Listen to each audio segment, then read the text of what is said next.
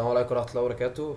لطلاب الثانوية العامة إن شاء الله أنا هنزل بوكليتات لجميع المواد أدبي أو علمي. ده بوكليت بتاع اللغة العربية، ده النموذج الأول.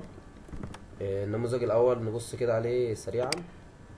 في البداية بيديك شوية تعليمات، بيقول لك اقرأ السؤال بعناية وفكر فيه جيدا قبل البدء في إجابته.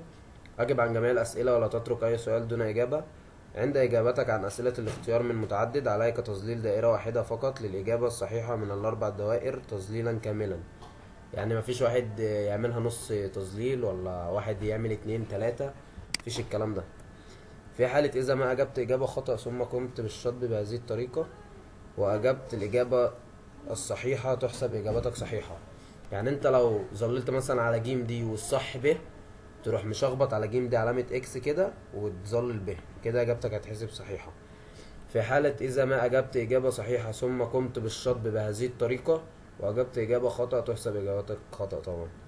في حالة تظليل أكثر من دائرة تعتبر إجابات الطالب كلها خطأ.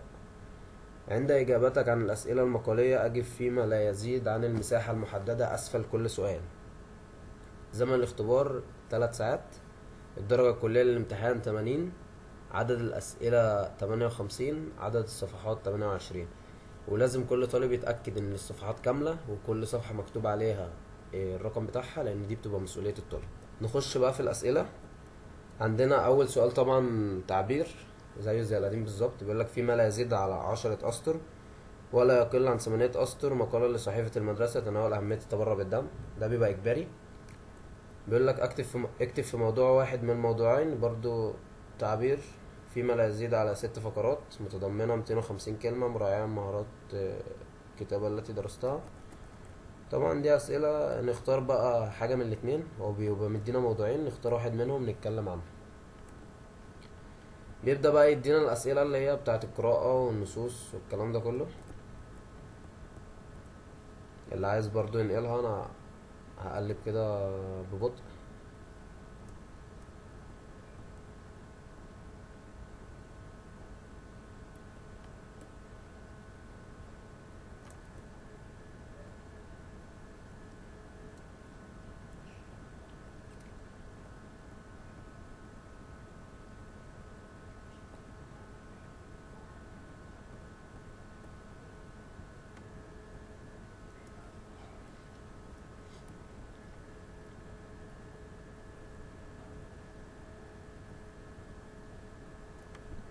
في أسئلة كتير اختار، ودي حاجة كويسة جدا طبعا.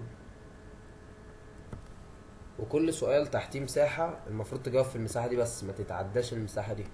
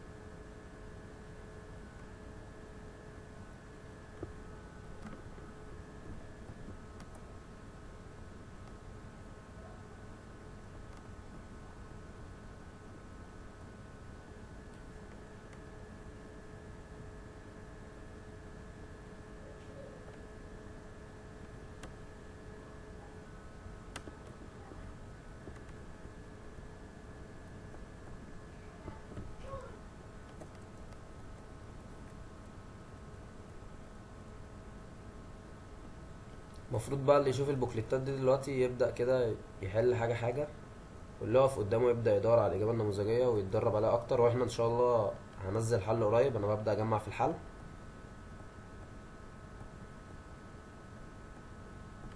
وأحسن حاجة في البوكليت ده إن معظمه اختياري، فده هيسهل علينا كتير جدا، والوقت معانا هيبقى كويس برضو إن إحنا نقدر نركز في بقية الأسئلة التانية المقالية.